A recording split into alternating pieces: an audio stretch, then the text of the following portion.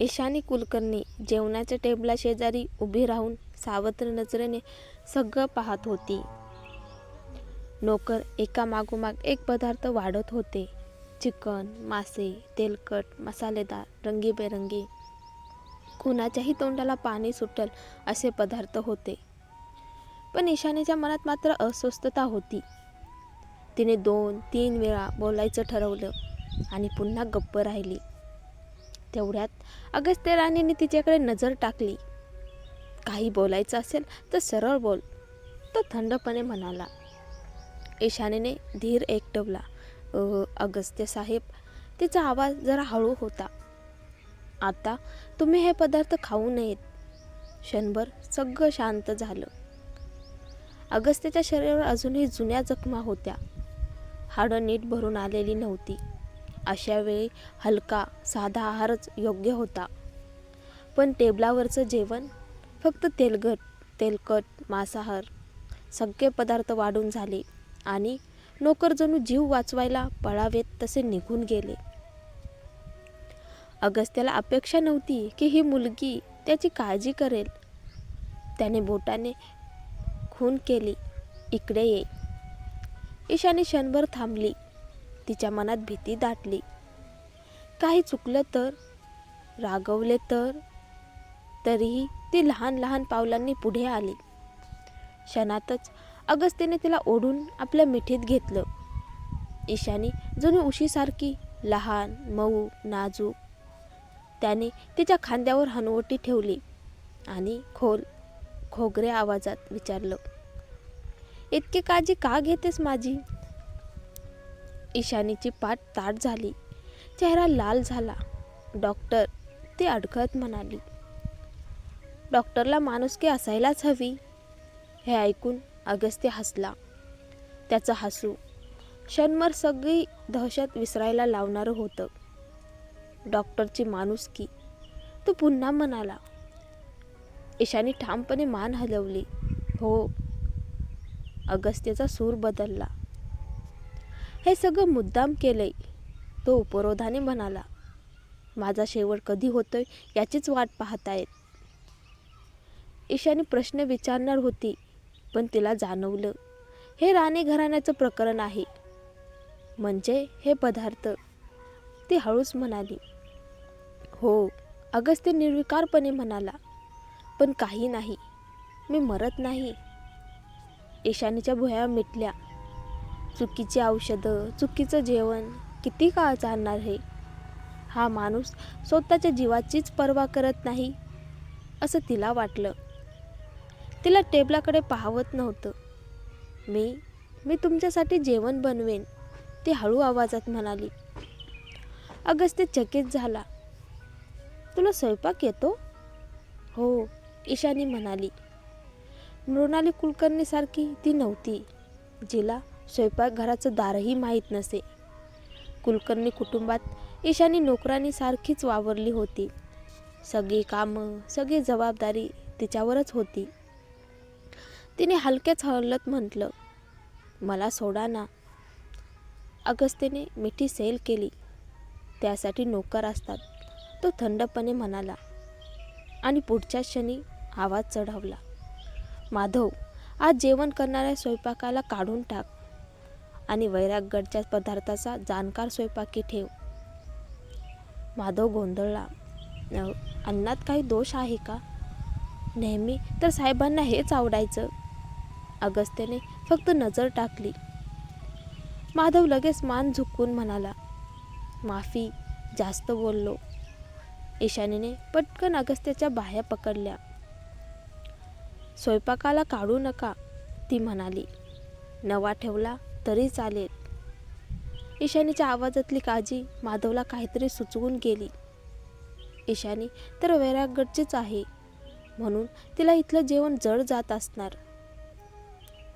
ईशानीला अपराधी वाटलं, पण अगस्त्य राणेचा आदेश म्हणजे आदेश. थोड्याच वेळात नवे पदार्थ वाढले गेले आणि त्या दिवशी पहिल्यांदाच देवकडा महालात वैरागडची चव खऱ्या अर्थाने उतरली. वैरागडच्या पदार्थाची खासियतच वेगळी होती. गोडसर चव, हलके मसाले, पोटावर भार न टाकणारी रचना, जखम भरून काढणाऱ्या रुग्णासाठी ते अगदी योग्य. ईशानी अखेर मनापासून समाधानी झाली. कुलकर्णी कुटुंबात जेवण म्हणजे तिच्यासाठी कायमचं घाईचंच काम असायचं. मृणाली किंवा शारदा लवकर खा, हे घे, ते ठेव सतत आदेश द्यायच्या. त्यामुळेच तिला पटकन खायची सवय लागली होती.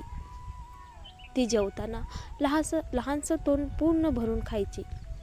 गाल किंचित फुगायचे, अगदी एखाद्या गोलूसारखे. अगस्त्याच्या मांडीवर बसून जेवण करणं तिला मुळीच आवडत नव्हतं, पण तक्रार करण्याची हिंमत नव्हती. तेवढ्यात कुणीतरी तिच्या फुगलेल्या गालावर हलकेच टोचलं. ईशानी दचकून वळली. कुतूहलाने अगस्त्याकडे पाहू लागली. तो फक्त हसला. तिला चेष्टेने पाहत म्हणाला, असं खाताना दमायला होत नाही का? ईशानीने मान हलवली. नाही. कोणी तुझं अन्न पळवणार आहे का? अगस्त्य म्हणाला आणि तिच्या ताटात चपाती ठेवली. जास्त खा, तू खूपच बारीक आहे. ईशानी फक्त मान हलवून गप्प राहिली. दुपारचं जेवण झाल्यावर अगस्त्य विश्रांतीसाठी झोपायला गेला. ईशानीने अंगणातल्या रानजांभळाच्या झाडाखाली एक लहान खुर्ची ठेवली आणि आपल्या औषधशास्त्राच्या पुस्तकात डोकं घातलं. कुलकर्णी कुटुंबातून आणलेली ती मोजकीच पुस्तकं तिचं एकमेव भांडवल होती. ती लक्षपूर्वक वाचत होती. जुने औषधोपचार, नाडी परीक्षण, काढे, लेप त्या संदर्भावरून अगस्त्यसाठी अधिक योग्य उपचार पद्धती तिने ठरवली. सगळं नीट जुळवून होईपर्यंत संध्याकाळ कधी झाली कळलंच नाही. ती दचकून उठली. आकाश कालवंडलं होतं. खुर्ची उचलून ती घाईघाईने घरात आली. आत अगस्त्य जागा झाला होता. फोनवर बोलत उभा होता. त्याचा चेहरा थंड, देखणा, डोळ्यात धारदार चमक.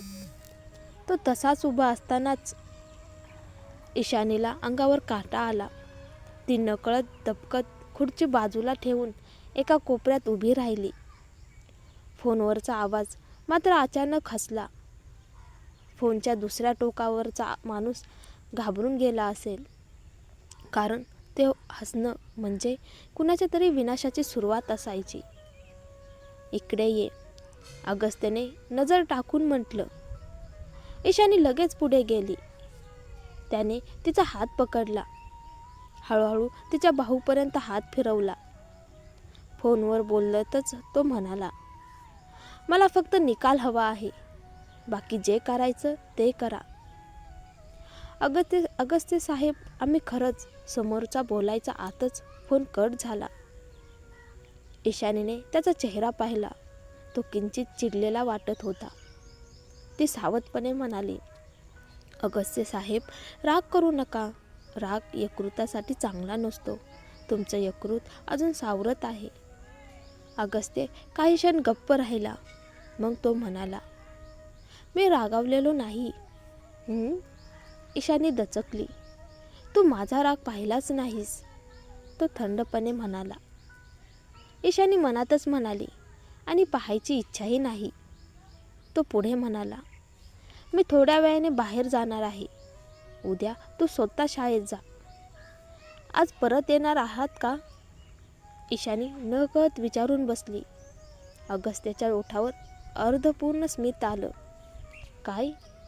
एकटी झोपायला घाबरतेस का? माझ्याबरोबर राहायचं आहे? नाही नाही. ईशानीचा चेहरा लाल झाला. मी ठीक आहे. तुम्ही जा. अगस्त्य उभा राहिला. माझ्या अनुपस्थितीची कुणाला खबर लागणार नाही. माधव तुला उद्या श्रुतिविद्या महाविद्यालयात सोडेल. ठीक आहे, ईशानी म्हणाली. तो दाराकडे जात असताना ती हळूच म्हणाली, काळजी घ्या. अगस्त्य थांबला. आयुष्यात पहिल्यांदाच कोणी त्याला बाहेर जाताना काळजी घ्या असं म्हटलं होतं. तो काही बोलला नाही आणि शब्द न उच्चारताच देवकडा महालातून निघून गेला.